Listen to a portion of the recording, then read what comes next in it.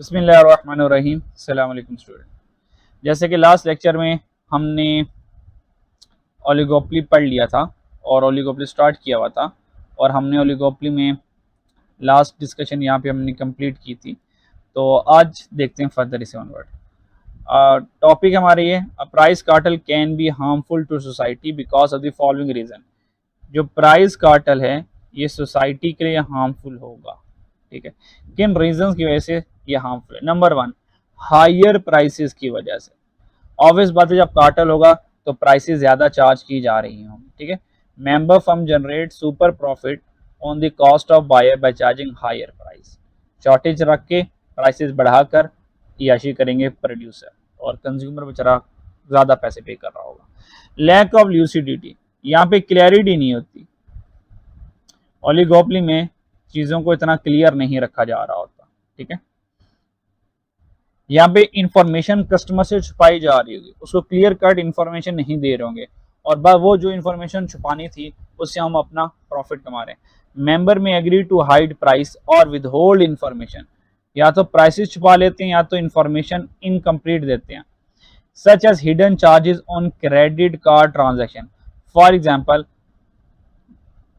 Shop वालों की policy ये थी, अगर कोई क्रेडिट कार्ड के जरिए खरीदारी करेगा तो जितना भी टोटल बिल होगा उसका 1% एक्स्ट्रा चार्ज करेंगे।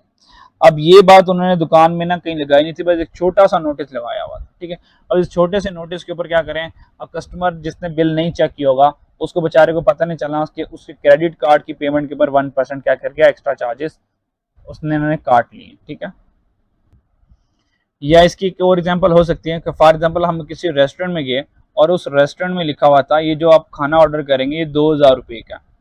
तो हमने समझे यार ये 2000 रुपये का है, तो हमने ना अपने क्रेडिट कार्ड से या डेबिट कार्ड से 2000 पे कर दिए।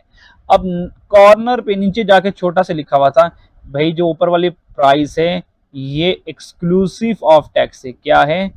एक्सक्लूसिव ऑफ टैक्स है, यानी कि ये 2000 इसमें टैक्स शामिल नहीं है, तो 2000 ये होगा और इसमें भी हमने फर्दर टैक्स ऐड करना है। अब जिसने तो कैश पे किया होगा उसको पता चल जाएगा यार, उसको तो पता चल जाएगा कि ठीक है 2000 भाई नई प्राइस थी, 2000 के साथ टैक्स ऐड करना है। तो कस्टमर कहेगा भाई अगर आपने टैक्स लेना ही था तो कम से कम बता दो देते कि ये डिश 2000 की नहीं है, ये इसमें अभी टैक्स ऐड होना है। तो हो सकता है शायद हम ना खरीदते इतनी महंगी चीज़। ठीक है, ये 2000 पर ऑलरेडी महंगी थी तो टैक्स डाल के और महंगी हो जाएगी। ठीक है, तो समटाइम इंफॉर्मेशन विद होल्ड की जाती है, बताई नहीं जा रही थी कस्टमर को प्रॉपरली। और उसकी रीज़न भी ये होती है कि फॉर एग्जांपल जब मैं कस्टमर को 2000 दिखाऊंगा तो कस्टमर को ये प्राइस कम लगेगी तो कस्टमर मुझसे खरीदने आ जाएगा। वो तो जब मुझे पेमेंट करने लगा फिर बताएंगे भाई इसके अंदर भी टैक्स ऐड होना है। अब तब तक कस्टमर फंस चुका होगा ना, अब तो मछली जाल में फंस गई, अब क्या खैर मनाएगी वो। थर्ड पॉइंट है रिस्ट्रिक्ट आउटपुट। कहता है कि जो ओलिगोपोलिस्ट होते हैं ये कार्टन में रिस्ट्रिक्ट कर देते हैं आउटपुट, यानी कि आउटपुट को कम लेकर आएंगे, मार्केट में शॉर्टेज करके प्रॉफिट कमा लेंगे प्राइसेस ज़्यादा चार्ज करके। पुअर क्वालिटी गुड, जब कार्टेल क्रिएट हो जाएगा, जब दो फर्म आपस में मिल जाएंगे तो वो क्या करेंगे, poor quality of goods customer को देना शुरू कर देंगे। ठीक है, क्योंकि जब उन्होंने कार्टेल क्रिएट कर लिया कोई और थर्ड प्रोड्यूसर तो है ही नहीं चीज़ें बेचने के लिए, तो लोगों को मजबूरन इन्हीं से खरीदनी पड़ेगी, तो ये उसका बेनिफिट उठाएंगे, यानी कि कॉस्ट कम करने के चक्कर में क्वालिटी गिरा बैठेंगे। अच्छा जी, सेकंड में नॉन क्लूसिव ओलिगोपली। नॉन क्लूसिव ओलिगोपली क्या? इस नॉन क्लूसिव ओलिगोपली को किंग डिमांड कर भी कहते हैं और इसमें प्राइस वॉर नॉर्मली हो रही होती है, हमें प्राइस वॉर यहाँ पे ऑब्जर्व करने को मिलती है। नॉन क्लूसिव ओलिगोपली को किंग डिमांड कर कहते हैं। ठीक है, अब इसमें होता क्या है, कोई भी फॉर एग्जांपल हम दो अपनी दोबारा बात कर लेते हैं इन्हीं की, यानी कि ओहो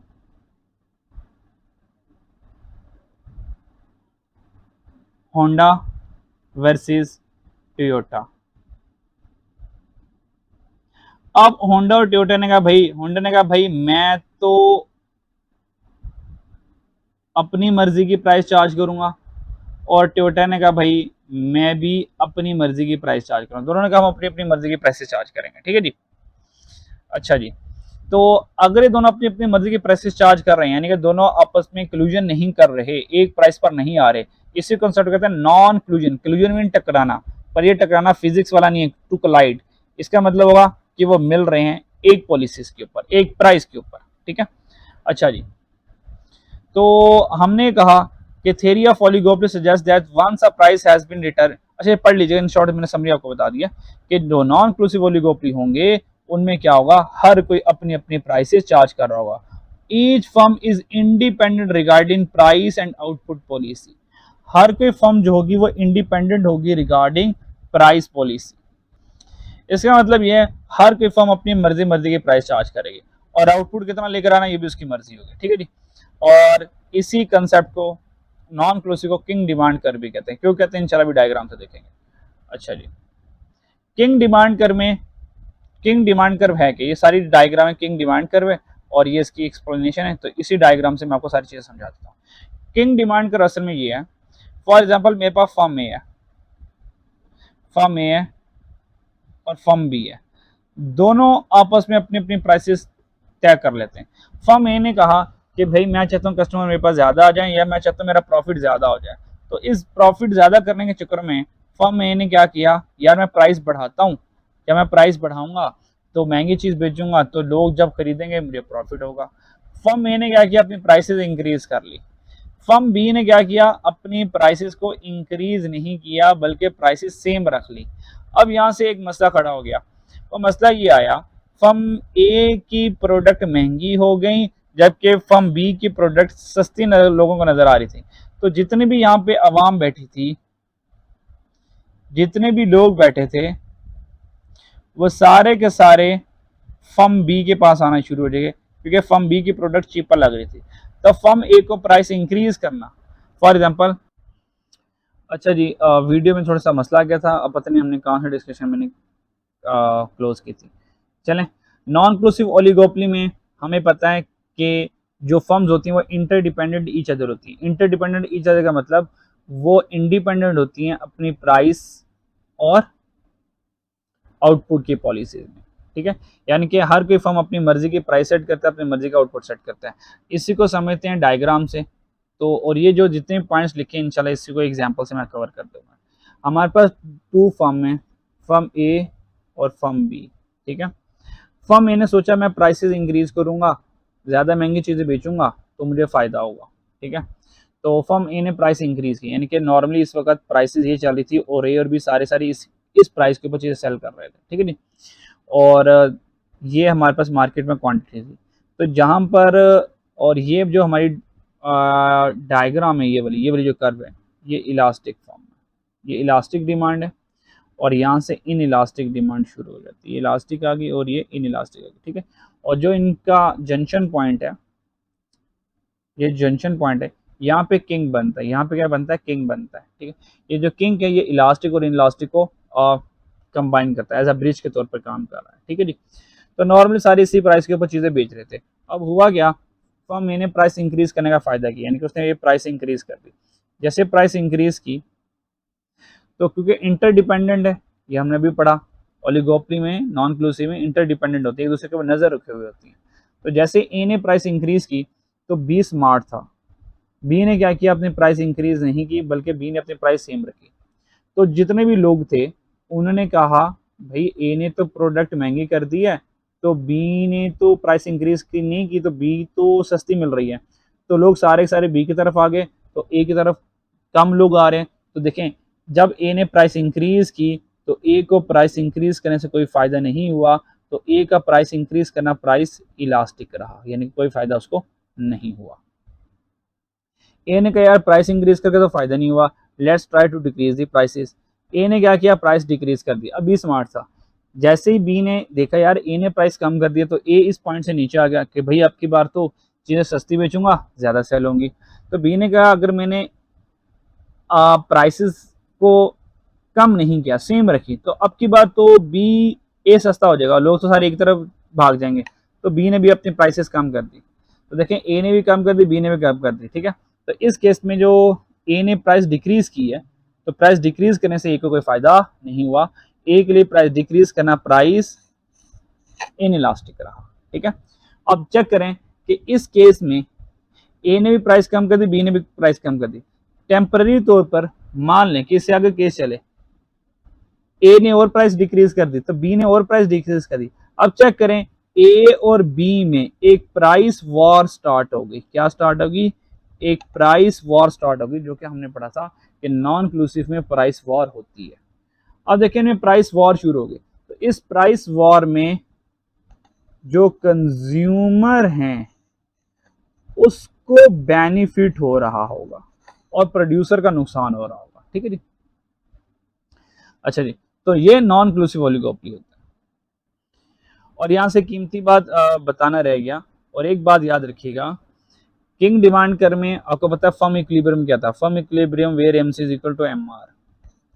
तो याद रखिए जो मार्जिनल कॉस्ट कर्व है ये इस रेवेन्यू वन, ये रेवेन्यू वन कर्व है, ये रेवेन्यू टू कर्व है। तो ये जो परपेंडिकुलर डिफरेंस आ रहा है, ये गैप आ रहा है, तो एमसी कर्व हमेशा इस गैप में से गुजरेगी। ये बात याद रखिएगा, क्योंकि अगर एमसी इस गैप में से गुजरेगी तब ही एमसी और ये एमआर का डिफरेंस है, तो यहाँ पे इक्विलिब्रियम बनेगा। अगर ये इक्विलिब्रियम होगा तो इस इक्विलिब्रियम को चेक करें, वही प्राइस होंगी जो एक्चुअल में होनी चाहिए। क्योंकि अगर इससे ऊपर प्राइस इंक्रीज करें तो भी कोई फायदा नहीं था, हमने प्राइस इंक्रीज करके देखा। अगर इसे कम प्राइस करते हैं, प्राइस डिक्रीज करते हैं, तब भी कोई फायदा नहीं होता, हमने करके देखा। प्राइस वॉर हो जाती है पर फायदा किसी का नहीं होता। फायदा तभी होगा जब दोनों फर्म इसी प्राइस के ऊपर मार्केट में प्रोडक्ट सेल करते रहे। ठीक है जी।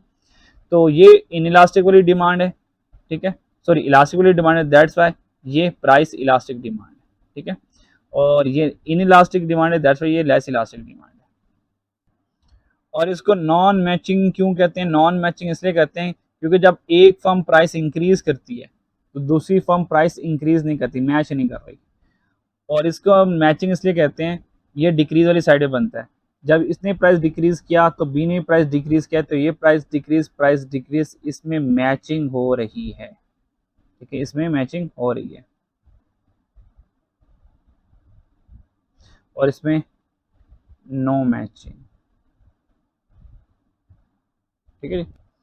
ठीक है जी, ओलिगोपोली की डायग्राम क्लियर हो गई। ये पॉइंट्स पढ़ लीजिएगा, ये पॉइंट्स वही हैं जो मैंने ये कहानी आपको सुनाई है, ये पढ़ लीजिएगा। ठीक है जी। फायदे नुकसान पढ़ लेते हैं। ओलिगोपोली का फायदा क्या?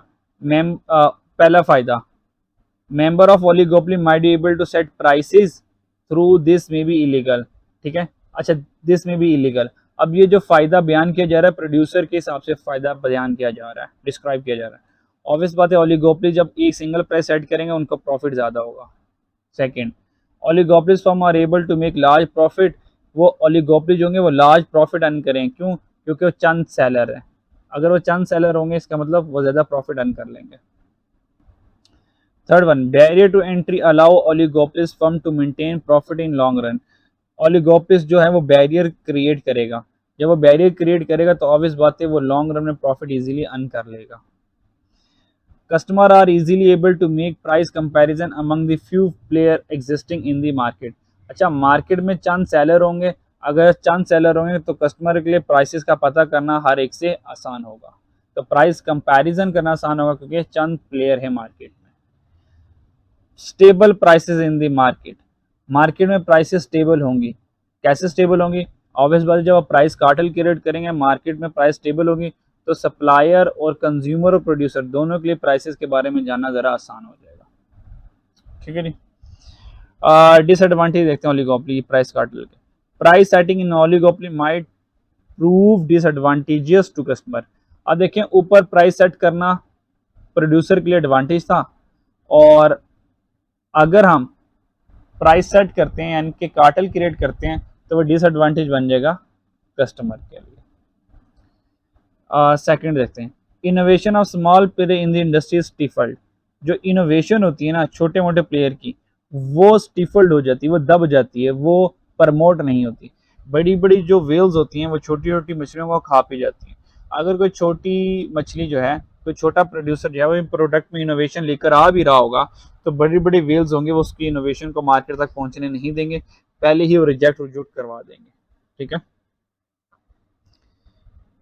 फॉर एग्जाम्पल अगर पाकिस्तान में कोई ऑटोमोबाइल ने कहता है कि भाई हम ऐसी इलेक्ट्रिक कार लेकर आ रहे हैं जो प्राइसेस में भी कम होगी, फ्यूल एफिशिएंट होगी, आपका पेट्रोल का एक्सपेंस बचेगा, ठीक है, और उसकी चार्जिंग भी आसान है, तो ये सुजुकी वाले, टोयोटा वाले और होंडा वाले कहाँ उसको बेचारे को आने देंगे? क्योंकि अगर इलेक्ट्रिक कार पाकिस्तान में आना शुरू हो गई तो इनकी सारी रोजी रोटी खत्म हो जाएगी, ठीक है। Fourth, an oligopolistic firm able to make good profit on an ongoing business, so there may be no incentive for the product improvement। कहता है कि एक डिसएडवांटेज ये है, जो ओलिगोपोलिस्ट हैं वो अच्छा खासा प्रॉफिट कमा रहे होते हैं। अगर वो प्रॉफिट कमा रहे होते हैं तो उनको प्रोडक्ट को इम्प्रूव करने की कोई ज़रूरत नहीं है। No incentive for product improvement. वो कहते हैं जैसी प्रोडक्ट हम बेच रहे हैं बस लोग खरीद रहे हैं, तो हमें अच्छी प्रोडक्ट को फर्दर अपने प्रोडक्ट को इम्प्रूव करने की ज़रूरत नहीं। Oligopolist industry can suffer from price war. हाँ, अगर इनके दरमियान प्राइस वॉर हो जाए तो प्राइस वॉर इनके लिए नुकसान वाली बात है, ठीक है। तो ये ओलिगोपोली के फायदे नुकसान थे। और एक कंसेप्ट होता है डॉपली का। डॉपली का मतलब होता है कि दो फर्म्स होंगी जो कि डोमिनेंट होंगी। कहता है डॉपली ये है where only two dominating seller, दो डोमिनेटिंग सेलर होंगे जो कि प्रोडक्ट सेल कर रहे होंगे यूनिफॉर्म प्राइस, यानी कि तकरीबन सेम प्राइस के ऊपर। तो डॉपली में याद रखिए सिर्फ दो ही सेलर होंगे जो कि यूनिफॉर्म प्राइसेस के ऊपर सेम तकरीबन अप्रोक्सीमेट सेम प्राइसेस के ऊपर प्रोडक्ट सेल कर रहे होंगे। और एग्जांपल में हमारे पास सॉफ्ट ड्रिंक इंडस्ट्री है और एयरलाइन में हमारे पास एयरक्राफ्ट बनाने वाले टू इंडस्ट्रीज हैं, बोइंग एंड एयरबस, और सॉफ्ट में कोक एंड पेप्सी। तो यहाँ पे स्टूडेंट हमारा ओलिगोपोली का टॉपिक कंप्लीट हुआ। नेक्स्ट टॉपिक पार्ट 5 ग्लोबलाइजेशन है। तो नेक्स्ट वीडियो में इंशाल्लाह ग्लोबलाइजेशन के ऊपर बात करेंगे, ठीक है। और वैसे अगर ये खुद भी पढ़ लें तो मेरा नहीं ख्याल कि ग्लोबलाइजेशन कोई बहुत मुश्किल चीज़ है कि जो को आप लोगों को समझ ना आ पाए, ठीक है। अपना ख्याल रखिएगा। नेक्स्ट वीडियो में मुलाकात होती है। अल्लाह हाफ़िज़।